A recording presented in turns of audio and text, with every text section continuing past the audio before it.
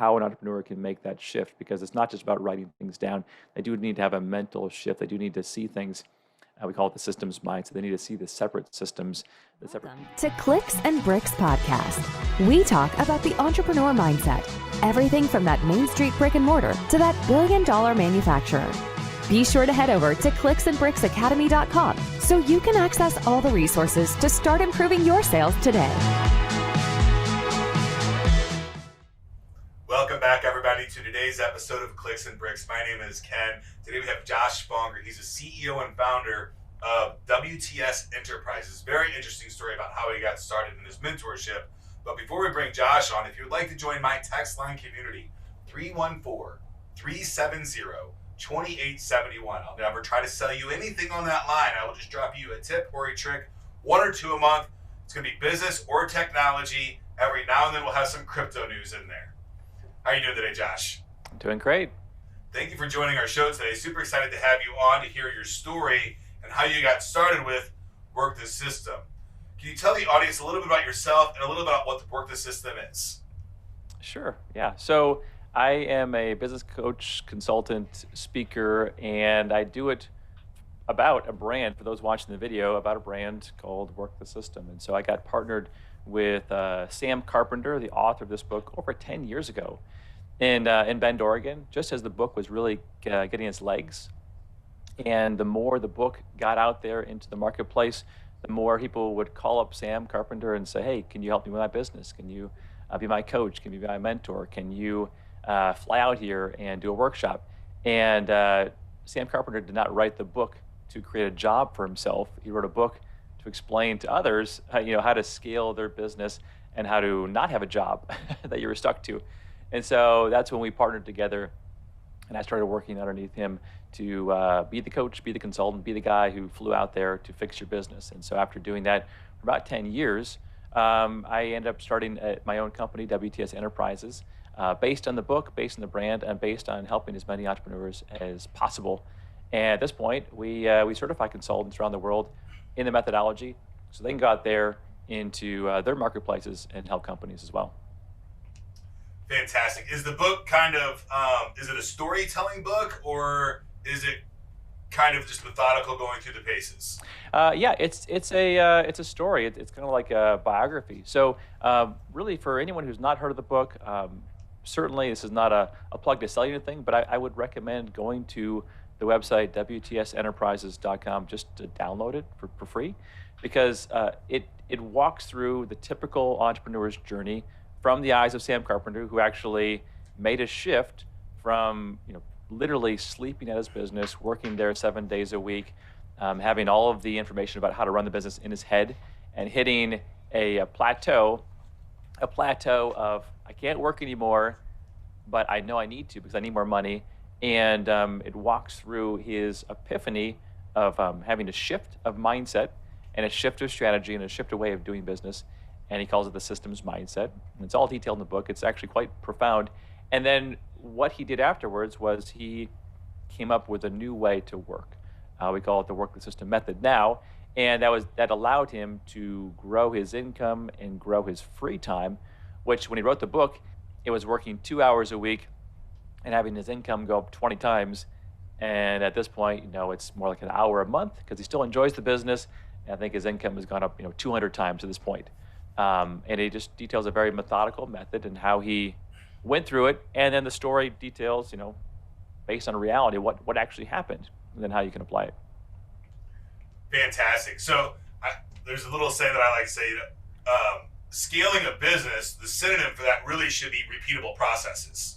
Right? So it's really, really hard to scale anything custom. And it seems like to me what Work the System is, and I've not read the book yet, but I will be reading it over this weekend for sure, is a way to create what we call in our industry, in the IT industry, is standard operating procedures, right? Documentation and feedback loops and things like that. Is that pretty much what the premise of the book, or is it go into more detail than that? Like, the stresses of the entrepreneur that's working 7 days a week, 100 and something hours a week as well. Does it go into that as well? It goes into all those things, but yeah, probably one of our claims to fame is taking this concept that all large companies know, because you'll find something consistent in big companies that are run smoothly, is that They do have SOPs, they do have working procedures, they do have documentation of how they do what they do. And small companies that are struggling don't have that. So that's kind of like a really clear, obvious differentiator between the small ones and the big ones. And we walk through how an entrepreneur can make that shift, because it's not just about writing things down. They do need to have a mental shift. They do need to see things, we call it the systems mindset. They need to see the separate systems, the separate pieces that make up their business. And they also need to have a strategy that prevents them from going all these different directions, customization all the time, flying by the seat of your pants. And they really need to have a clear direction that is going to actually be scalable and systematic. They need to change the culture of their team, because as you and I were talking before we got on live, is that most people don't want to work that way. They enjoy, fighting fires. They enjoy doing something different every day. They enjoy always shifting and changing things based on where the wind's blowing.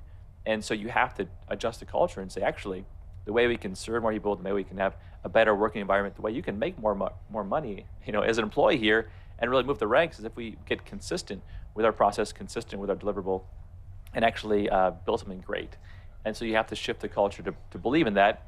And then at the end, you would have to actually, go about and actually document what's in your head, so that you can delegate and cross-train, improve in quality, onboard better, produce your product faster, better, less expensive. All those different things happen when you get really focused.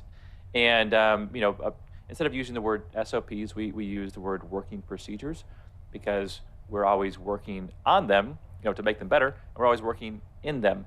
And so it shows it kind of an action, a way of movement within the processes, as opposed to you write this down, you put it on a shelf. If a compliance officer comes around, you have your compliance, you did your thing. We would prefer to say, actually, you're going to be working on them, working in them, and therefore you're going to be, working the system, which is what we want. That's the play on words. I find so many times in businesses that employees get lost in the phrase standard operating procedure, and they turn that into the granite operating procedure. Like, this is the 100% of the way that we do it. But standard means this is the way we do it most of the time, right? And we use the 80-20 rule, but I think it's really, on a standard operating procedure, it's probably really 95 to 5% of the time, right? 95% of the time but employees have to, or a great employee will understand the nuances of, hey, this doesn't really fit into this bucket. I find that on a standard operating procedure, continuing to train your staff that, hey, this isn't the hard and fast rule, this is what you're doing most of the time, but still be wary of the world around you is an important way to do that. But also giving the guys in the field a way to put feedback on those procedures in real time so that other people can see them, right? Which is a phenomenal way to do it. Give the people on the front lines a way to put notes on those standard operating procedures that aren't necessarily going to go into that standard operating procedure, but they might, right? So empowering your staff on those procedures, I think, is really, really important as well. Oh yeah, I totally agree. We call it the bottom-up philosophy. If you do it top-down, then you, as the owner or leader, are still, you've made yourself a job where you're forced to always have the best ideas, to always be overseeing and police everything, and to always be trying to crack the whip to hold them accountable, and you're always pushing it down. And you can scale better if you instead empower your team to actually develop their own processes. Of course, you're going to make sure that they're correct. They can optimize them, they can improve them, and they can be way more engaged. And then you can spend more time leading and less time pushing things down that they maybe don't want to hear or see. So that's the shift. Okay, so you're Josh, you're the CEO and founder of WTS Enterprises, but you're not the author of the book, right? Or the website, Work the System. You're WTSEnterprises.com. Can you tell us a little bit about your relationship with the author and how you got started and affiliated? Did you go out and chase this author down, or did he reach out to you, like looking for a job? I'd love to hear that story and how that got inspired to do this WTS Enterprises. Sure, yeah. I'll try to make it short, but there are some definite twists and turns. My undergraduate degree is in architecture, so I thought I was going to be in real estate development. And when I got laid off in 2007, 2008 during the big crash there, I had to find something else to do because there was no jobs in real estate. And I got my master's in business while I was doing real estate. And realized that after applying everywhere, no one was going to hire somebody in the same field that I had experience in because there were no jobs. And I had written my thesis paper about why you should never hire a business consultant. My father-in-law hated business consultants, and as well as my dad, they had some bad experiences with business consultants, so they really weren't big fans of them. And I definitely did not want to go into that career path, but through a long process, ended up the only job I got was to be a business consultant somewhere. And so I got a job working for someone else who already had a brand, and I was the guy who he sent out in the field. So I was always on an airplane flying out to different small businesses, helping them with their sales, helping them with their marketing, helping them with their training, their hiring, their pay plans, performance-based pay plans, advertising, cultural redesigns, helping them through bankruptcy, financial forecasting, basically anything. Just fly out there and figure out how to solve this company. And through that experience, I got to learn a lot about what made businesses not work and a lot about how to fix businesses. But after doing it for a number of years, what I really realized was that I would be working with a company, see some major change, think that it was going well, but then a few years later, they would be back to where they were before, right? Their key manager would leave, or they would go back to old habits. And I realized there was something missing in what I was doing, which was actually documenting the solution, actually documenting the processes. And while I was realizing that, I met Sam Carpenter. I used to live in Bend, Oregon, and met him for coffee, mainly just to hang out. I liked the book, thought it'd be fun to meet the author. We were in the same town, and we hit it off, built a friendship. And during that same time, he was getting all this feedback of people wanting help with their businesses. And so he sent me off on a few jobs. It went well. And then we partnered together on a few jobs together. Those we had really good success with. And then we just continued to get more and more clients. And at this point, I've had over 1,000 clients working with them on fixing their business, either through coaching or flying out there and doing consulting. And at this point, Sam is really enjoying writing and speaking specifically about the systems mindset and the shift in his business. And then I'm taking that method, and he's kind of bestowed on me the only licensee worldwide of this method. And then I've taken WTS Enterprises to, again, certify other consultants to do just what I did. Fantastic. So now WTS Enterprises is certifying consultants in the Work the System program, and you can go to WTS Enterprises and then see the whole network of consultants and then hire them for your business. Yeah, exactly. Yeah, so you can Fantastic. hire them, they'll come out to your business and they'll fix it. Or if you are curious and you want to be a consultant, we can train you. Okay, fantastic. That is great news. So on Clicks and Bricks, we it's business and technology, and every business owner, I feel, has two really key traits, right? The ability to overcome adversity and the ability to thrive when things are all in a great position. And those two traits, I think, are a necessity for a solopreneur or an entrepreneur running a company. I think it's possible to have those two traits on two different people, a CEO and a COO. But if one person has both traits, I think you've got a holy grail kind of manager to run the team. So can you tell us, either your story of adversity or how you would advise someone to overcome, coming out of a bankruptcy or, making the decision to file bankruptcy is a big decision, right? Those are in your mindset failure moments, right? How do you go into a failure moment and keep a good positive attitude, keep your staff there, and all those fun things? Yeah, well, there's a lot of directions we could go with this particular one. I think that probably the biggest adversity that I personally faced that I was able to overcome had to do with when I got laid off, and when and some people are going to relate to this, a time when you lose your house, you lose your car, you lose all of your income, you lose all your savings, you lose everything, right? And in this case, I was kind of losing my identity as well, as successful in my real estate career and moving up the ranks to literally selling life insurance for commission. I had a buddy who let me deliver food products to gas stations during the midnight to 3 a.m. shift, and then I shoveled rock with another buddy to make some cash because I had to look for work, right? So it's very humbling to get your master's in business and then be doing jobs for cash as you're looking for work, right? And I think that was an important step for me to realize that my identity was not my position or my career path, but it was something more innate, God-given. So that I would say that during that shift of 6 to 9 months with no work, like career level work, allowed me to realize that it wasn't just about the job. There were other things that were more important than that.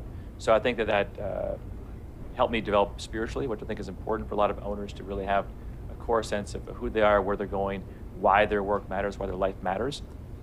So then when I was able to get a job, of course I was thankful for it, but also I knew that there was a purpose behind the adversity and also purpose behind the work that I was doing. And it wasn't just about a paycheck, it was about actually maybe more eternal impacts.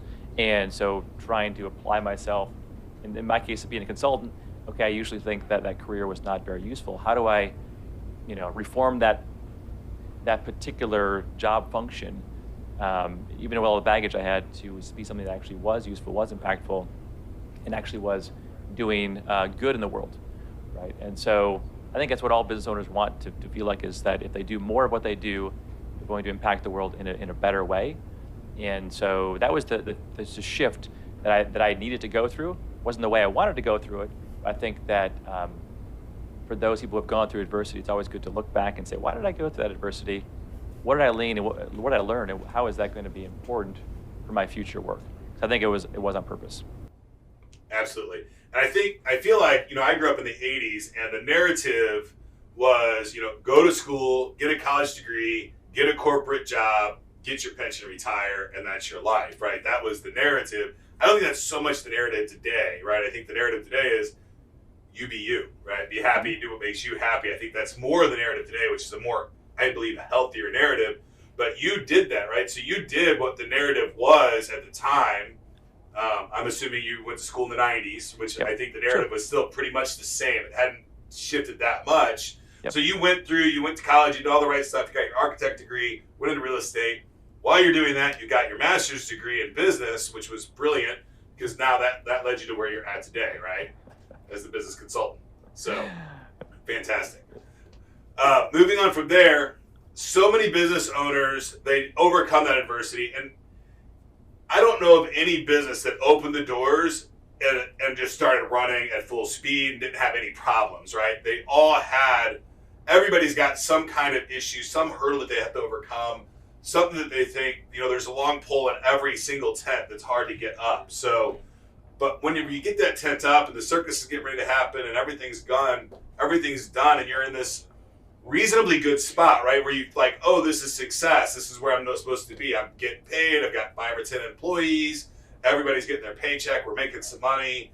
Our EBITDA is good. All those things. And I'm in cruise control running.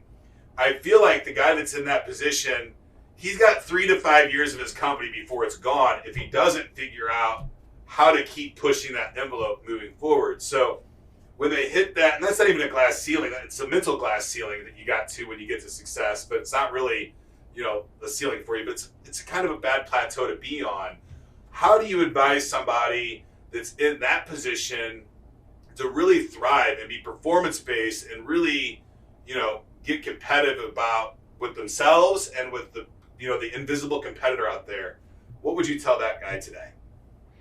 Yeah, and that's the state that we work with a lot of our entrepreneurs, is they hit that plateau, and they think that's all that there is, right? And they think that they've made it.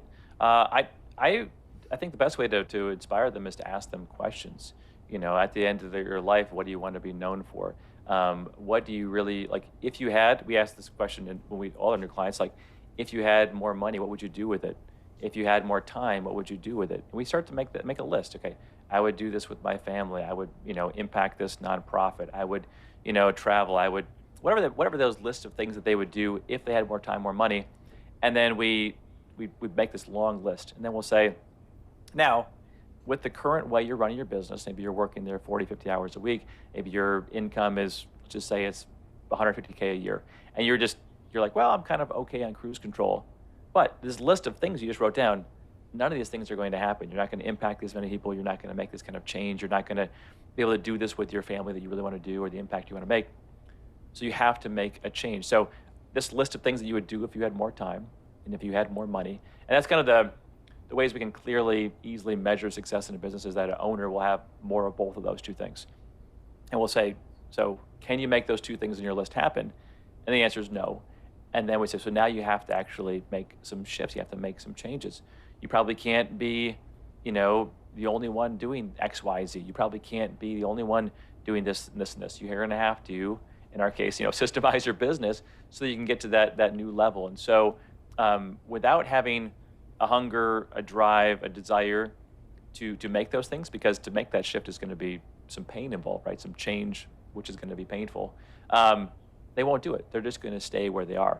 And I think that's where, 95%, probably right around there, most companies never get above 10 employees, right? They're just going to stay right there because the owner's reached a comfortable enough level and where they're not going to change. And I think a good way to help owners think about this is to think, if your business is just about you and just about you making enough money to be, relatively happy, I think you're thinking too small. I think that you're thinking, okay, as a leader with certain gifts, talents, skills, abilities, in a position of influence with your business that's hopefully doing good products and services, if you're just thinking about yourself, it's a selfish way to think about your business, right? I actually did a podcast recently on the morality of making more and working less.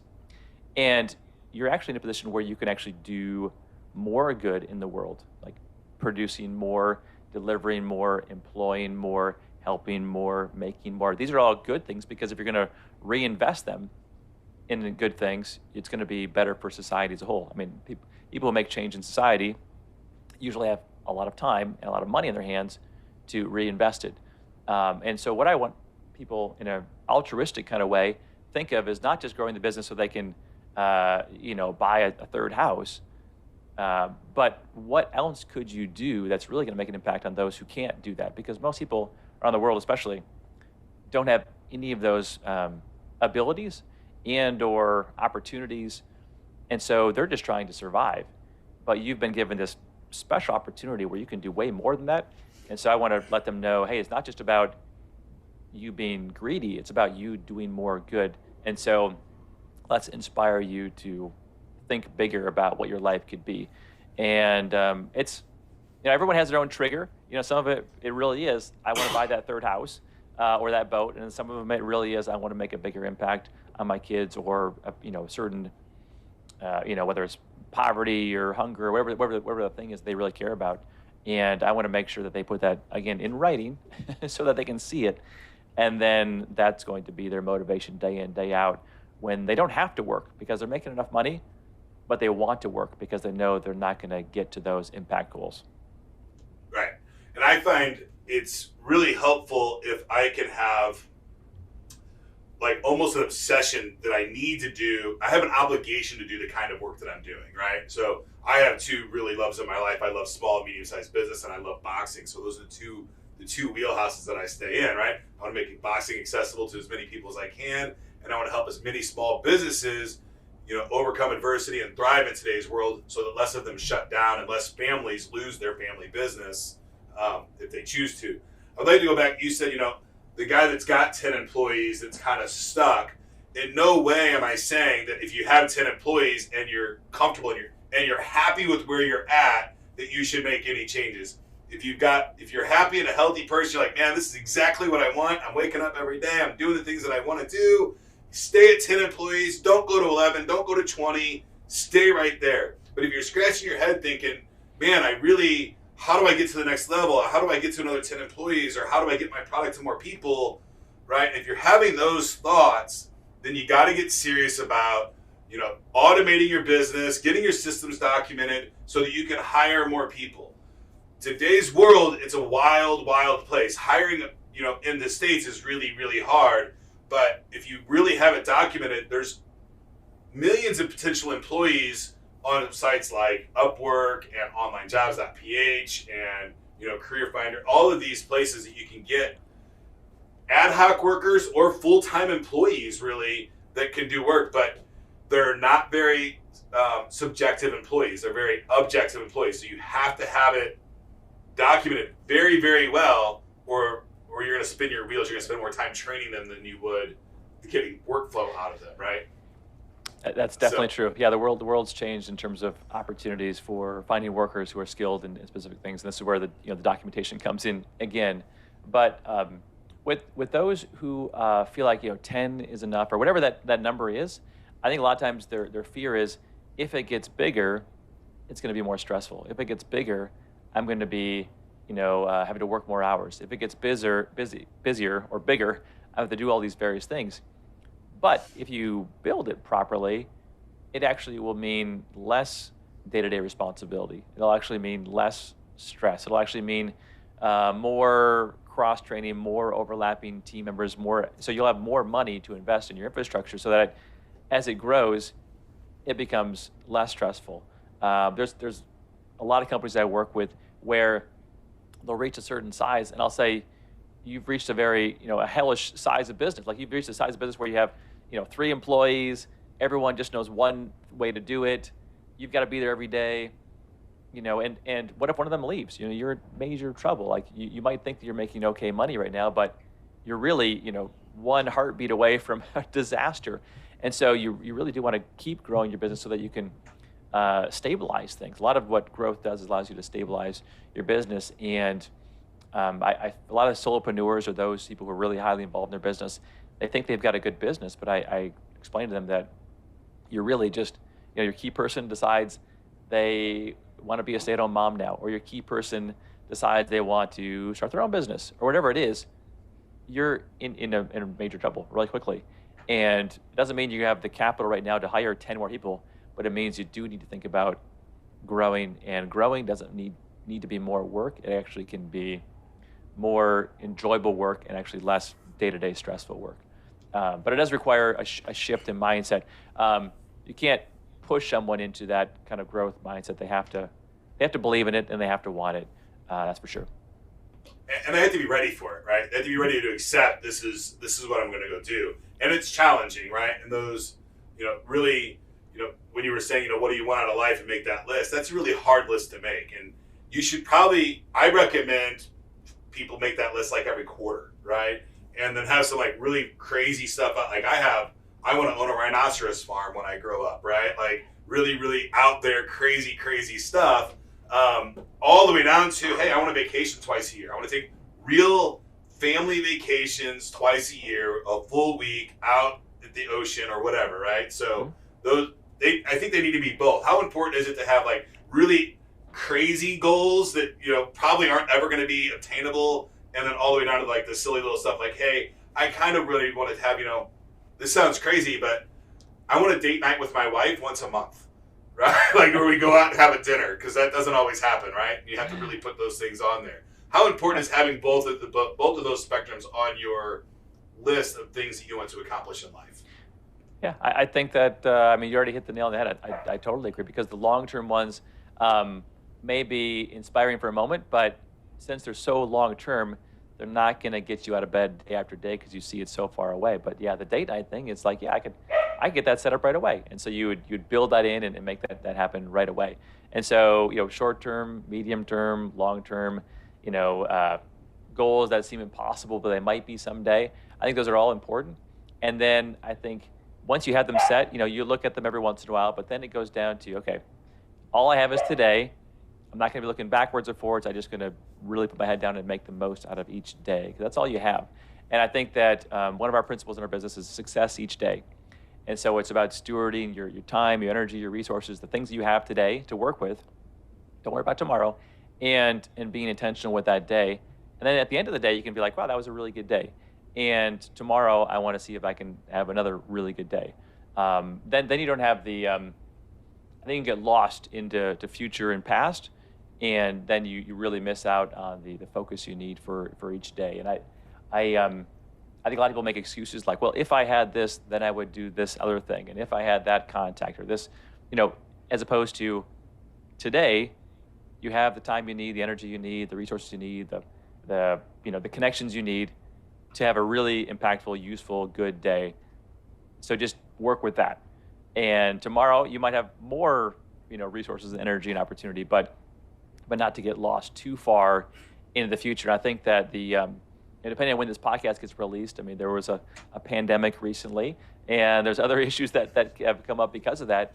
And you have to be aware of the fact that your business is operating within the whole world, and there's a lot of factors outside your control. And so each day you focus on what you control, but then outside, beyond that, you're going to have to make some adjustments. You're going to have to make some adaptations. You're going to have to make some shifts, and to be aware of that, instead of saying, well, in 3 years I'm going to be here. Well, you might not if something happens.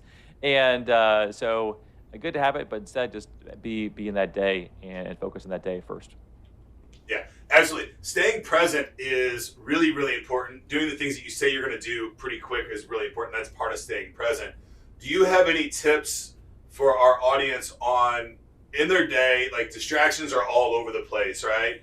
And, God knows I have too many distractions in my life that I can get lost in these little rabbit holes. Do you have any tips or tricks to help our listeners stay focused or stay present throughout the day? Yeah. So in terms of staying present each day, I think that it's important to have, a schedule, a calendar, a checklist, a list of things you want to do. And I think that one thing that people don't end up doing with the way they manage their time is thinking about their energy. We call it biological prime time. And so they don't stack the things they're going to do in the most efficient way. So they might start with the easy things like, checking social media and reading some news. And then if you're watching a video, as opposed to start with the hard things and do those things first. And so you're segmenting how you do your day based on your energy. I think that's one thing that people don't really think about. And like you said, with regards to distractions, avoid them, right? I don't use social media. Like I haven't posted anything on any of my social media. I have a team to do that, specifically because I don't want to be distracted and taken down rabbit trails. And so for me, it's, okay, if I'm going to use media, I'm going to be intentional about what I want to find out in that particular medium. I'm not going to just have it tell me what is important, have it tell me what I should care about, have it tell me what I should be looking at, because that's they don't know me, I know me, right? So I think that Right. being intentional with where you spend your time is super important, and it starts with, I think it starts with just you and yourself. Okay, how are you going to spend your time with yourself? Is it going to be meditation? Is it going to be reading? Like, what are those things going to be? Okay, one layer deeper. Okay, how are you going to spend your time most intentionally with maybe if you have wife or kids or your closest friends? Okay, figure out what is the most intentional way to do it that way. And this is how I build my schedule. It starts with just, me and God, right? And then it's going to be, okay, the me and my family. I'm going to build that out in my schedule. I fill in the time with Right. that. Okay, then it's going to be, moving beyond that into my work. And so, but most people, it's just, they start the day, they get off to the races, they're reacting to other things, and it's better to, again, have other things and people and resources react to you in the direction you're going, as opposed to the other way around. And I think that's, it might be harder, it might slow things down. You might have to say no to 99% of things that are happening in the world, but you can say yes to things that you were meant for and be able to run a lot faster without all of the kind of being bogged down by every other distraction. Yes. I've got a couple of tips on that. And, unfortunately and unfortunately for me, I do a program called Smart Recovery. And procrastination is my biggest tool for distractions, right? So if I have a distraction, this thing that pops into my head like, oh, I want to go do that. I say, oh, if I still want to do that in an hour from now, I'll do it. I got to do what's on my calendar right now. But if I still want to do that thing in an hour, if I still want to go to the bar and have that beer and see what happens, then if I still want to do that 1 hour from now, then I'm going to go ahead and let myself do that. But right now I got to get this work done.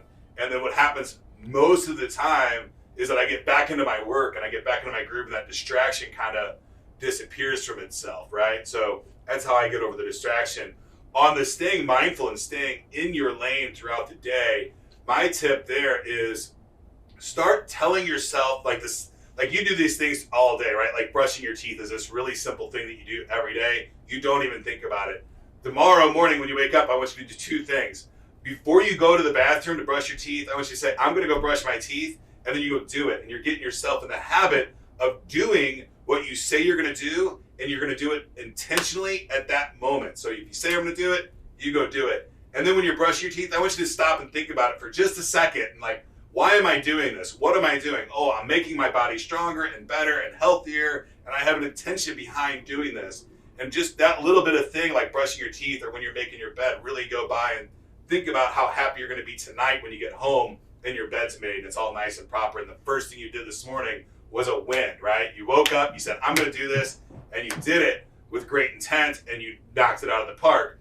Those kinds of little bitty things throughout the day will help you stay in the day's presence and not think about, you got to keep checking in on future because you've got deadlines. You can forget about the past unless something comes up and you need to go back and look at it, right? Like, oh, I think I've done this before. Let's go back in my archive and see how I screwed it up last time so I don't screw it up that way this time, right? So those are very, very important things. And if you can stay mindful throughout the day, your life starts changing pretty quickly, right? It doesn't take long for when you make the decision, I'm going to drive my life instead of exist in it, things start changing pretty quickly for you. And I think if you stay mindful, you'd be really, really surprised really, really fast. So fantastic. Thank you so much for those tips. I really enjoyed them. I'll be taking some of that to heart for sure. Moving on to the last part of the show, this is business and technology, and technology right now is probably, I'm more excited about technology than I have been in probably 20 years right now, because it's really just going in some crazy spots. A little nervous too. Where do you see technology taking your industry in the future? 1 year out, 5 years out? Get as creative as you want. Just let us know what you think. Well, the longer I predict out, the more wrong I'll be. I think that's probably the... Yeah, before the pandemic happened, I was talking to my coach, well, actually right after it was happening, and I said I was giving my advice to all of these people about, what to do next week or next month or 6 months from now. And now I'm realizing that all of my advice was wrong because of this happening. And he said, Josh, when did you know the future? Like, was there a time in the past when you knew the future? Or was it always that you thought that you knew the future? And I think it kind of made a big point in me is that, black swan events happen all the time. But in terms of technology, it's not going away. It is making communication easier, faster. I used to have to fly out to do consulting. Now people are very comfortable doing Zoom. They're very comfortable doing screen sharing. I think people who are really into tech need to realize is that 95% of the world isn't into tech. So what you think is like maybe boring today is brand new to most everyone else. And so this idea of what I do right now and having these video Zoom sessions, most of the people in the world still haven't done one before, right? It's still totally new to them. So there's the masses that maybe are your customers, your clients, that still haven't really gotten engaged with technology you've been using for 5 years. And so I think that's one big opportunity, just taking what you already do with the techies and that being expanded to the masses, which is way more people, could really transform your business. And that's probably where we spend most of our time now, is realizing that we can have an impact on people in a very personal way with video. Even though I was doing this stuff 10 years ago, it's just really expanded worldwide. So I think that, and then the other thing you mentioned, of course, was labor, worldwide labor, and realizing that if you really make your work in discrete, separate chunks, you can find really great people around the world to do a lot of those things, as opposed to paying someone in the U.S. at which is going to be a higher wage. And so I think that, again, this is nothing new. It's just going to be more of the same, and I think an acceleration as the masses get involved. It's not just big business doing this, it's everybody doing this, right? The price points of a lot of those things that you couldn't get involved in unless you were, a Fortune 500 company, now everyone can get involved in. So I think that those are some big shifts, is knowing that the masses still haven't touched those things yet, and then you can be involved as a business owner. But those would be my big things.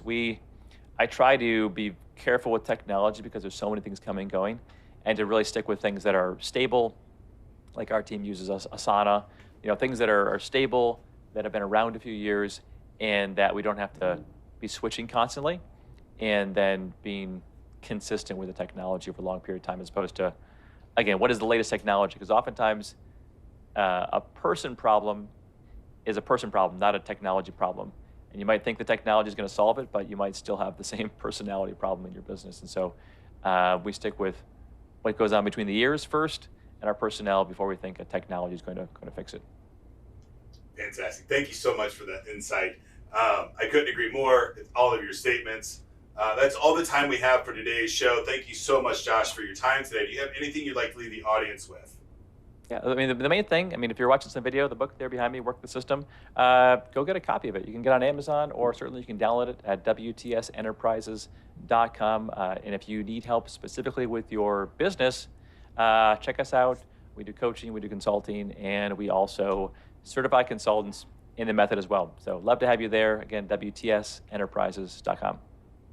Fantastic. And that's an absolutely free book to download on the website, or you can go to Amazon. I'll be getting the Audible version and rocking through that. Thank you so much for your time today, Josh. That's it for today's show. Again, if you would like to join my text line community, just text me 314-370-2871. Just say hi or ask me any question about business or technology. I will give you an unbiased, absolutely free opinion on your problem or possible solution. That's it for today. Get to work.